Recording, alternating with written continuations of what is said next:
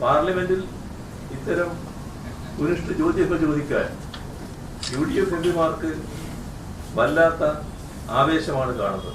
കേരളത്തിൽ നിന്നുള്ള UDF എംപിമാരുടെ ഈ കേരള വിരുദ്ധത ഒരിക്കൽ കൂടി മറനീക്കി പുറത്തു വന്നിരിക്കുകയാണ്. ഈ രണ്ട് എംപിമാര്, ഒന്ന് കൊല്ലം എംപിയും മറ്റൊന്ന് ഇവിടുത്തെ കോഴിക്കോട് എംപിയുമാണ് എന്നതും നമ്മൾ കാണേണ്ടതായിട്ടുണ്ട്. അതിനൊക്കെ മറുപടിയാണ് KC വേണുഗോപാലിനുള്ളവരിൽ നിന്ന്, KC വേണുഗോപാലിനെ പോലുള്ളവരിൽ നിന്ന് ജനങ്ങൾ പ്രതീക്ഷിക്കുന്നത്. അല്ലാതെ ഇതിനെ ന്യായീകരിക്കാൻ വേണ്ടി നമുക്കൊരു സംവാദം നടത്തിക്കളയാം എന്ന് പറഞ്ഞിട്ടുള്ള വെല്ലുവിളിയാണ്. കേരളത്തിലെ എംപിമാരുടെ പ്രവർത്തനത്തെ പറ്റി സംവാദത്തിൽ തയ്യാറുണ്ടോ എന്ന് KC വേണുഗോപാൽ ചോദിച്ചിട്ടുണ്ട്. എന്താണ്? തീർച്ചയായും സ്ഥലവും സമയവും നിശ്ചയിച്ചാൽ മതി. കേരളത്തിലെ എംപിമാരുടെ പ്രവർത്തനത്തെ പറ്റി അറിയില്ലേ അദ്ദേഹത്തിന്? നമ്മുടെ കേരളത്തിലെ എംപിമാര് നടത്തിയിരുന്ന പ്രവർത്തനങ്ങൾ എന്തായിരുന്നു എന്നത് ഞാൻ പ്രത്യേകിച്ച് പറയേണ്ട കാര്യമുണ്ടോ?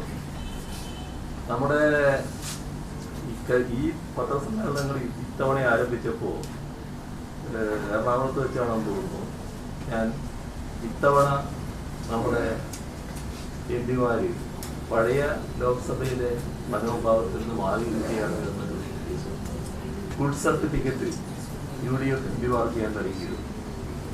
അതിനിടയാക്കിയത് കേരളത്തിൻ്റെ പൊതുവായ പ്രശ്നങ്ങളിൽ ചില കാര്യങ്ങൾ ഒന്നിച്ചു നിന്ന് കേന്ദ്ര ഗവൺമെന്റ് ശ്രദ്ധയിൽപ്പെടുത്താൻ നടത്തിയ ശ്രമങ്ങൾ കണ്ടതുകൊണ്ടാണ്. എന്നാൽ കഴിഞ്ഞ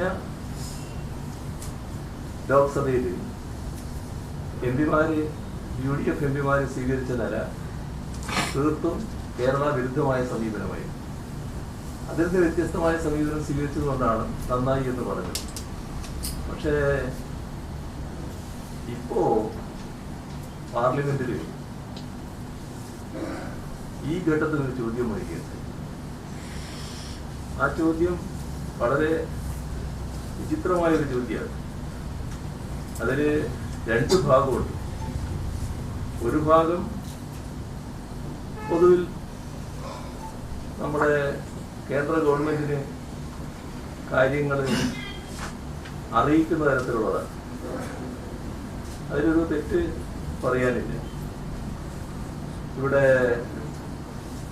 അതിദാരിദ്ര്യമുക്തം ആയതിനെ പറ്റി ചോദിച്ചാൽ ആ ചോദ്യത്തിന്റെ അർത്ഥം നമ്മൾ അതിദാരിദ്ര്യമുക്തമായി എന്നത് കേന്ദ്ര ഗവൺമെന്റിനെ അറിയിക്കലാണ് എന്നറിയിച്ചു.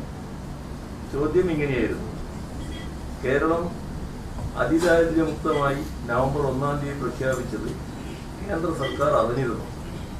അതിന്റെ വിശദാംശങ്ങൾ എന്തൊക്കെയാണ്? ഇതില് ഒരു തെറ്റ് പറയാനില്ല.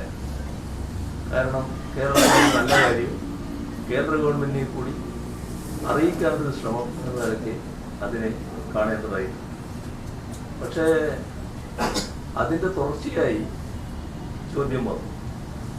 ആ ചോദ്യം ഇങ്ങനെയാണ്: കേരള സർക്കാർ അങ്ങനെ പ്രഖ്യാപിച്ചത് വഴി അന്ത്യോദയ അന്നയോജന വിഭാഗത്തിൽപ്പെടുന്ന റേഷൻ കാർഡുകൾ റദ്ദാക്കാനോ തുടരാതിരിക്കാനോ ഉള്ള സാധ്യതയുണ്ടോ?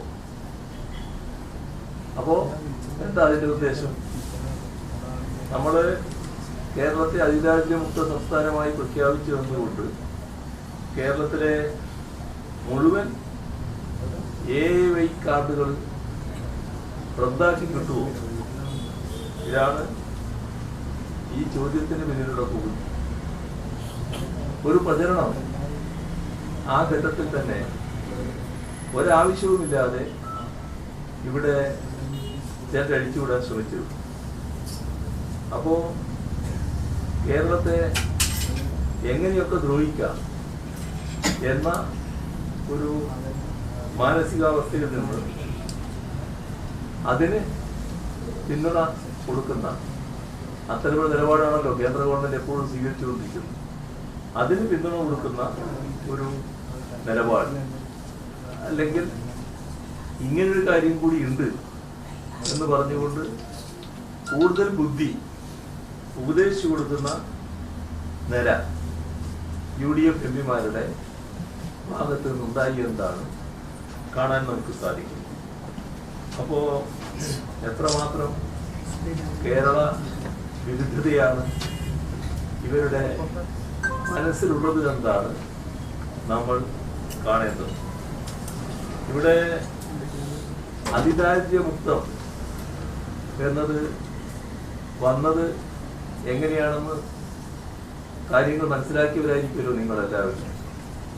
നമ്മുടെ സംസ്ഥാനത്ത് ഒരു കാർഡും ഇല്ലാത്തവരുണ്ടായിരുന്നു ചിലർ. നമ്മുടെ